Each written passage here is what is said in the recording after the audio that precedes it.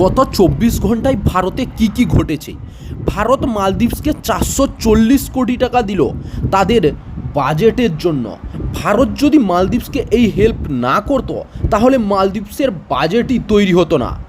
অমিত সাহা আমাদের stock market সম্পর্কে statement দেন ৪ জুনের আগে, অর্থাৎ লোকসভা ভোটের রেজাল্টের আসার আগে যা স্টক কিনার কিনে নাও, কেননা রেজাল্ট আসার পর স্টক মার্কেট হতে চলেছে রকেট।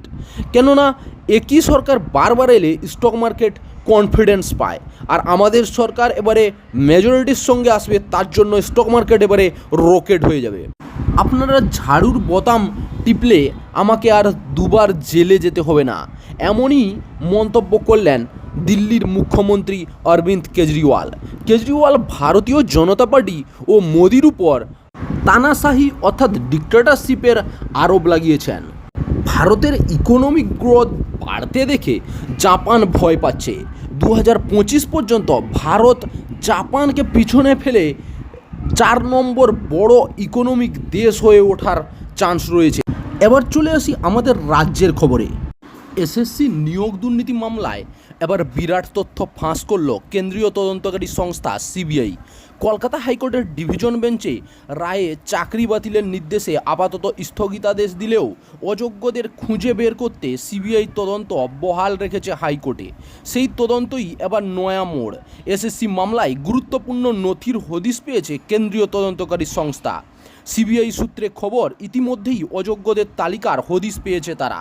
এসএসসি সার্ভার থেকেই মিলেছে সমস্ত কিছু। সূত্রের খবর, দুর্নীতি করে চাকরি পাওয়া শিক্ষক এবং স্কুল কর্মীদের তালিকা পেয়েছে সিবিআই। কমিশন তরফে নাইসাকে একটি ইমেল মারফত নির্দেশ দেওয়া হয়েছিল কাদের কাদের কত নাম্বার বাড়াতে হবে। এবার তদন্ত চালিয়ে সেই ইমেল সহ তালিকাই গোয়েন্দাদের হাতে এসেছে।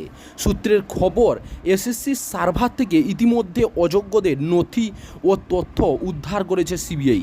তদন্তকারী সংস্থার দাবি, এসএসসি তরফে নাইসা কর্তা নীলাদ্রি দাস, নাইসার প্রাক্তন কর্তা পঙ্কজ বনসল ও নাইসার এক কর্মী মুজাম্মিল হোসেনকে ইমেল করা হয়েছিল। নিয়োগ দুর্নীতি মামলায় আগেই উঠে এসেছিল নীলাদ্রি ও পঙ্কজ বনসলের নাম, তবে এবার এই মুজাম্মিল হোসেনের নামেও হদিশ দিল সিবিআই। কি তার পরিচয়, অযোগ্যদের তালিকা, কেন এই ব্যক্তিকেই ইমেল করেছিল কমিশন? জানা গিয়েছে নাইসার অত্যন্ত প্রভাবশালী কর্মী মুজাম্মিল হোসেন নাইসার হয়ে এসএসসির কমিশনের কর্তাদের সঙ্গে অফিসিয়াল যোগাযোগ রাখতেন এই ব্যক্তি। কেবল কাজের সূত্রে নয়, ব্যক্তিগত স্তরেও মুজাম্মের সঙ্গে ঘনিষ্ঠ সম্পর্ক ছিল তৎকালীন শিক্ষাকর্তাদের। সিবিআই সূত্রে খবর, বর্তমান এসএসসির সার্ভার সিজ করেছে তারা। এরপরই সার্ভার ঘেঁটে মিলেছে একাধিক মোড় ঘুরিয়ে দেওয়া মততথ্য। নজরে আসে একাধিক ইমেল। এসএসসি থেকে প্রথম ইমেল করা হয় নাইসাকে। কমিশন মারফত ইমেল গিয়েছিল নাইসার কর্তা নীলাদ্রি দাস, নাইসার প্রাক্তন কর্তা পঙ্কজ বনসল ও নাইসার এই কর্মী মুজাম্মিল হোসেনকে। এবার এই বিস্ফোরক তথ্য ধরে এসএসসি মামলা কোন নয়া মোড় নেয় সেটাই দেখার। প্রত্যেকটা মানুষের জীবনে স্কুলের গুরুত্ব অপরিসীম। জীবনের প্রথম 18টা বছর আমাদের কাটে স্কুলে। এই স্কুলেই তৈরি হয় আমাদের শিক্ষা জীবনের ভিত। আজকাল প্রত্যেক বাবা মায়ের স্বপ্ন থাকে নিজের সন্তানকে ভালো স্কুলে পড়ানোর জন্য। সব ক্ষেত্রেই আজকাল প্রতিযোগিতামূলক চূড়ান্ত পর্যায়ে পৌঁছেছে, তাই প্রত্যেকেই চাইছেন তাদের সন্তানকে সেরা শিক্ষা দিয়ে 5 জনের একজন করে তুলতে। তবে প্রত্যেক বাবা মায়ের নিয়মিত সন্তানের পড়াশোনা বা স্কুলে যাওয়ার সম্পর্ক নজর রাখা সম্ভব হয় না। অনেক সন্তান সেই সুযোগ নিয়ে বিভিন্ন অপকর্ম করে থাকেন। তবে আপনার সন্তান নিয়মিত স্কুলে যাচ্ছে কি না সেই বিষয়ে আবার আপনি খুব সহজেই জানতে পারবেন। অনেক সময় স্কুল যাওয়ার নামে ছেলেমেয়েরা বন্ধুদের সাথে ঘুরতে বা অন্য কোথাও চলে যায়। বাবা মায়েরা এইভাবে নিশ্চিন্ত থাকেন যে তাদের ছেলেমেয়েরা হয়তো স্কুলে গেছে পড়াশোনা করতে। তবে অনেক ক্ষেত্রেই দেখা যায় এই উল্টো চিত্র। এবার পশ্চিমবঙ্গ সরকার অনেক দিকে বিবেচনা করে একটি নতুন প্রক্রিয়া আনতে চলেছে। পশ্চিমবঙ্গ সরকার ওয়েস্ট বেঙ্গল গভর্নমেন্ট অফ ইন্ডিয়ার উদ্যোগে ফলে এবার আরও খানিকটা নিশ্চিন্ত হবেন অভিভাবকরা। এবার থেকে ডিজিটাল অ্যাটেন্ডেন্স প্রক্রিয়া শুরু হবে রাজ্যের স্কুলগুলিতে। কিউআর কোড অ্যাটেন্ডেন্স পদ্ধতিতে রাজ্যের স্কুলগুলিতে হাজিরা প্রক্রিয়া চালু হবে। এই পদ্ধতির মাধ্যমে অভিভাবকরা খুব সহজেই জানতে পারবেন যে তাদের বাড়ির ছেলেমেয়ে স্কুলে গেছে কি না। এই নতুন পদ্ধতির মাধ্যমে পড়ুয়ারা স্কুলে ঢুকলে ওই স্কুল থেকে বেরোলে অভিভাবকরা এসএমএসের মাধ্যমে পেয়ে যাবেন সেই তথ্য। রাজ্যের বিভিন্ন সরকারি ও বেসরকারি সাহায্যপ্রাপ্ত স্কুলগুলিতে এই প্রক্রিয়া চালু হতে চলেছে। ডিজিটাল অ্যাটেন্ডেন্সের মাধ্যমে স্কুলের কাছে থাকবে পড়ুয়াদের হাজিরারও রেকর্ড। আইডেন্টি কার্ড স্ক্যান করাতে হবে স্কুলে ঢোকার ও বেরোনো মুহূর্তে। সেই কিউআর স্ক্যান করলেই তথ্য চলে যাবে অভিভাবকদের কাছে। ইতিমধ্যে ডিজিটাল অ্যাটেন্ডেন্স প্রক্রিয়া শুরু হয়েছে নদিয়া, দক্ষিণ চব্বিশ পরগনা, সুন্দরবন, হাওড়ার বেশ কিছু স্কুলে। সাম্প্রতিককালে ডিজিটাল অ্যাটেন্ডেন্স পদ্ধতি শুরু করা হয়েছে কলকাতার সরকারি স্কুল যাদবপুর বিদ্যাপীঠে। শিক্ষা দপ্তর এর আগে রাজ্যের সমস্ত স্কুলে ইন্টারনেট সংযোগের উদ্যোগ নেয়।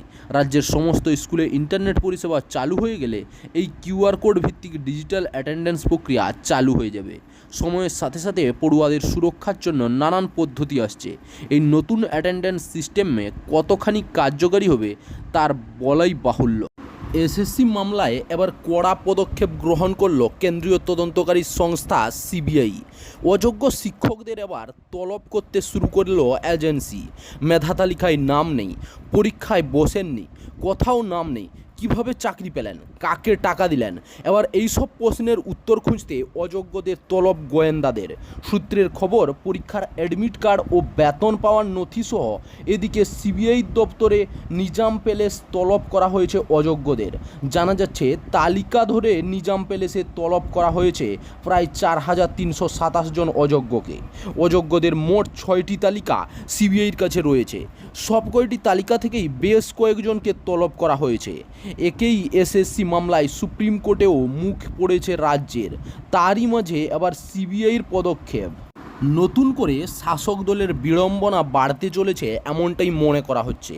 সিবিআই সূত্রে খবর, উত্তরপত্র যাচাইকারী সংস্থা নাইসা থেকে তারা যে হার্ড ডিস্ক উদ্ধার করেছিল সেখানেই রয়েছে কারো সাদা খাতা জমা দিয়ে চাকরি পেয়েছেন, কাদের ওএমআর ম্যানিপুলেশন হয়েছে সেই সবের পূর্ণ তালিকা রয়েছে। সেই তালিকা থেকেই এবার অযোগ্যদের জেরা করতে শুরু করলো কেন্দ্রীয় এজেন্সি।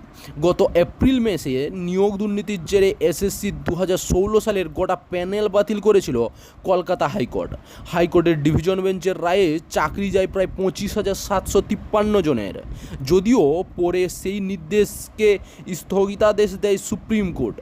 যোগ্য অযোগ্য মিলিয়ে আপাতত সবার চাকরি বহাল রাখলেও হাইকোর্টের নির্দেশে অযোগ্যদের খুঁজতে সিবিআই তদন্তের নির্দেশের ওপর কোনো হস্তক্ষেপ করেনি সর্বোচ্চ আদালত। সেই ইস্যুতেই এদিন অ্যাকশান সিবিআইয়ের। প্রসঙ্গত, শিক্ষক নিয়োগ দুর্নীতির জেরেই গ্রেপ্তার হয়েছেন প্রাক্তন শিক্ষামন্ত্রী পার্থ চট্টোপাধ্যায় সহ বহু নেতা। তাহলে কি এবার এই অযোগ্যদের জিজ্ঞাসাবাদ করে আরও কোনো বড় নাম সামনে আসতে চলেছে? চাকরির খবর থেকে শুরু করে নিয়োগের খবর থেকে শুরু করে ঝড় ঝঞ্ঝা, দেশ বিদেশ, রাজ্য, জেলা এবং আপনার শহরের খবর একটা চ্যানেল আমাদের newsbangla.com সবার আগে আপনারা পেয়ে যাবেন। তাই চ্যানেলটাকে অতি অবশ্যই সাবস্ক্রাইব করে পাশ থেকে বেল আইকনটা ক্লিক করে অল নোটিফিকেশন অন করে রাখুন। জয় হিন্দ, জয় ভারত।